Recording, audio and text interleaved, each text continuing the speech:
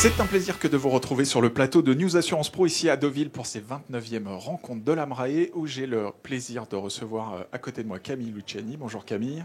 Bonjour Thierry. Vous êtes la directrice commerciale de BHSI France et à votre gauche François-Xavier Duhard, directeur général de BHSI France. Bienvenue Bonjour, à tous les deux. Merci.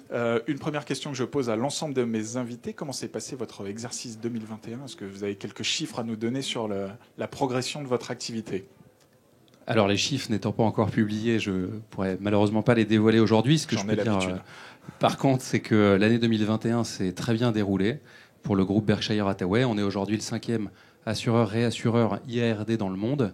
Et à l'intérieur de ce pôle IARD, BHSI, qui est le spécialiste de l'IARD entreprise dans le groupe, a eu une très belle activité sur 2021. On est vraiment aujourd'hui parmi les leaders de ce marché dans le monde. Et en ce qui concerne la France, qui est une jeune opération, on est là maintenant depuis 2 ans et demi. Notre portefeuille renouvelable a été multiplié par 4. Nous avons réalisé près de 60 millions d'affaires nouvelles en 2021, ce qui est une performance véritablement exceptionnelle de l'équipe que je tiens à saluer, qui n'a pas ménagé ses efforts tout au long de l'année. Et je crois que la plus belle performance, c'est la performance humaine. On reste aujourd'hui sur un rythme de recrutement de l'ordre de 1 nouveau collaborateur tous les mois, ce qui dans le marché actuel est un véritable challenge. Et là encore, la véritable performance, c'est celle-là qui sur le long terme nous apportera les succès que l'on attend.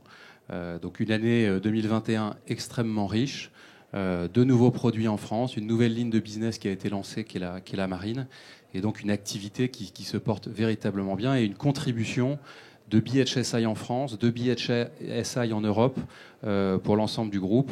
Désormais, l'Europe représente 20% du chiffre d'affaires du groupe et montre bien que c'est une zone qui a vraiment tiré la croissance de l'ensemble du groupe, ce dont on se réjouit évidemment. Très bien. Comment se sont passés vos renouvellements 2022 ? On sait que c'est toujours une période chargée, encore plus au sortir du Covid. Comment ça s'est déroulé ?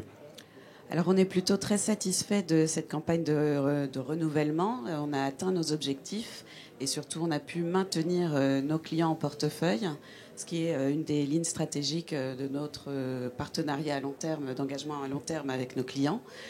Et puis nous avons accueilli beaucoup de nouveaux clients, 180 nouveaux clients sur ce 1er janvier. Nous avons pu nous positionner sur 2 axes majeurs de notre stratégie, que sont le développement des programmes internationaux et le marché des ETI et du middle market. Très bien. On va essayer de rentrer un peu dans le détail des segments de marché.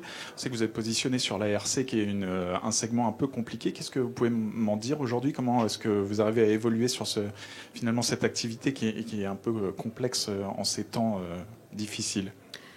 Oui, alors effectivement, c'est un marché qui reste assez instable, en particulier sur le marché des grands comptes. L'impact du Covid sur ce marché a été relativement modéré, sauf évidemment sur les clients qui ont été impactés, eux, économiquement et avec des conséquences de contraintes budgétaires et parfois de réduction de capacité sur certains programmes, ça on l'a vu. Au-delà de ça, le marché est resté très tendu au long de l'année. On a vu certains acteurs apporter de fortes capacités sur les toutes dernières semaines de cette campagne de renouvellement. Donc voilà, sur un marché à développement à long terme, on peut se poser la question de la pérennité des offres en termes de capacité et des offres de conditions remises par certains acteurs. Très bien. Une question sur les courtiers. Aujourd'hui, il y a un très très gros mercato entre courtiers, beaucoup de rachats, beaucoup de fusions, acquisitions. Vous êtes un nouvel acteur pour le coup. Comment est-ce que vous arrivez à vous positionner ? Est-ce que ces regroupements font que vous avez moins de guichets finalement ? Comment est-ce que vous voyez les choses sur le marché aujourd'hui ? Est-ce que ça raréfie les interlocuteurs intermédiaires ? Alors en ce qui concerne les regroupements sur le marché, le monde du courtage, nous on voit plutôt ça d'un assez bon œil. On ne trouve pas que ça remette en cause l'environnement concurrentiel dans ce domaine. Donc peu d'impact pour nous assureurs. Au contraire, on trouve que la création de grands courtiers français est plutôt une bonne chose, avec une offre de services variés pour nos clients et pour nous une concentration de nos efforts de distribution. Très bien. Si je me projette à 3-5 ans aujourd'hui, comment est-ce que vous voyez l'entreprise ? Finalement, ça fait Allez, vous l'avez dit, 2 ans et demi que vous êtes là. Je vous ai reçu, vous veniez d'entrer sur le marché avec un positionnement atypique. Si on se projette à 3-5 ans, qu'est-ce que ce sera BHSI France en termes d'équipe, en termes de segments?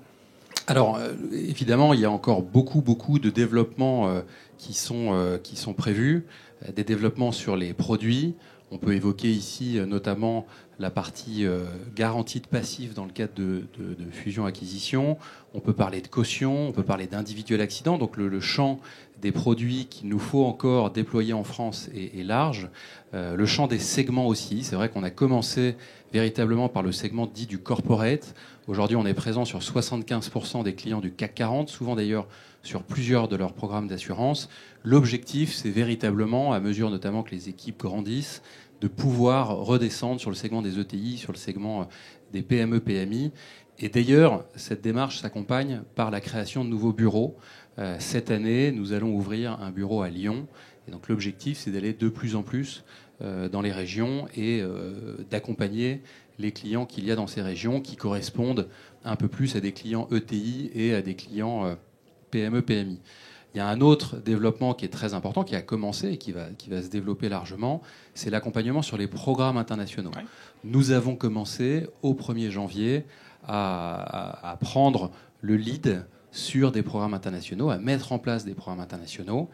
Ça fait suite au fait que nous avons désormais notre propre réseau international. Nous sommes aujourd'hui en capacité d'émettre des polices locales dans 180 pays dans le monde. Nous ne sommes pas encore arrivés. Il y a encore une marge de progression.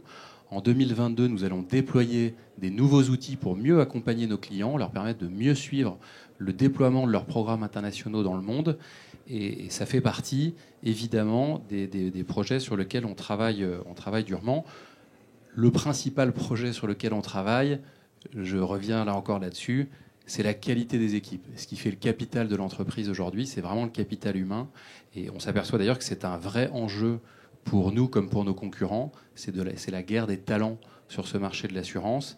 Et c'est vraiment une guerre dans laquelle on souhaite tirer notre carte du jeu et continuer à enrichir cette belle équipe qui participe à une même aventure humaine. Est-ce qu'on peut s'attendre à des opérations de croissance externe pour accélérer votre croissance? Est-ce que c'est dans votre feuille de route? Est-ce que le groupe peut vous l'autoriser? Alors, ce qui est important, c'est de bien comprendre l'histoire de BHSI. BHSI s'est créé en 2013. On parle d'une entreprise qui n'a que 8 ans et demi, qui est encore jeune. Mais à l'origine, le groupe a véritablement souhaité ne pas faire d'acquisition. Pour une raison qui est extrêmement intéressante, je trouve, c'est qu'en achetant une entreprise, on achète aussi un passif sur les systèmes d'information, un passif sur les organisations, et on achète un actif finalement qui est l'actif humain. Et ce qu'a souhaité faire le groupe Berkshire Hathaway en créant à partir de rien BHSI, c'est de se dire finalement, plutôt que de racheter tous ces passifs qu'il va falloir transformer, je préfère partir d'une page blanche et recruter sur le marché les talents du marché, parce que c'est grâce à ces talents qu'on va créer une entreprise qui va être unique. L'objectif, c'est pas de reproduire ce qu'ont fait les autres. L'objectif, c'est de créer quelque chose de complètement neuf, de complètement différent, avec des systèmes IT qui sont extrêmement modernes, avec des organisations qui sont agiles et qui ne sont pas trop coûteuses. Aujourd'hui, beaucoup de nos concurrents revoient leurs organisations, essayent de diminuer leurs coûts. C'est vrai que c'est plus simple de partir d'une page blanche et tout de suite d'être sur ces organisations qui sont souples, agiles et qui permettent, quand un client vous confie 100 € de prime, d'être en mesure de lui restituer une partie qui est significative de cette prime sous la forme de sinistres et de services associés à ces sinistres. Si vous consommez une bonne partie de cette prime pour vos frais internes, c'est évidemment moins intéressant pour vos clients. Donc non, il n'y aura pas d'opération de croissance externe. On est vraiment sur de la croissance organique. Il y a aussi un contexte de marché qui est intéressant. Warren Buffett dit souvent que ce que l'on cherche à découvrir, ce sont des entreprises extraordinaires à des prix ordinaires. Ce ne sont pas des entreprises ordinaires à des prix extraordinaires. Aujourd'hui, j'ai quand même le sentiment sur les marchés financiers que les prix sont assez extraordinaires. C'est vrai. Donc le contexte ne me paraît pas très favorable. Très bien. Une dernière question avant de nous quitter. Est-ce qu'il y a un risque aujourd'hui émergent que vous voyez poindre dans les prochaines années? C'est vrai qu'on évoquait beaucoup le risque cyber il y a une dizaine d'années. Bon, là, on est en plein dedans. Est-ce que comme ça, il y a un horizon lointain, un risque que vous identifiez? C'est très intéressant de regarder la liste des ateliers qu'on a à la Marae, parce qu'on y voit un certain nombre de risques qui, effectivement, ont émergé il y a quelques années ou sont aujourd'hui en plein développement. Les risques climatiques, les risques cyber, les risques liés à la supply chain qu'on a vu évidemment se développer ces dernières années avec la crise de la Covid.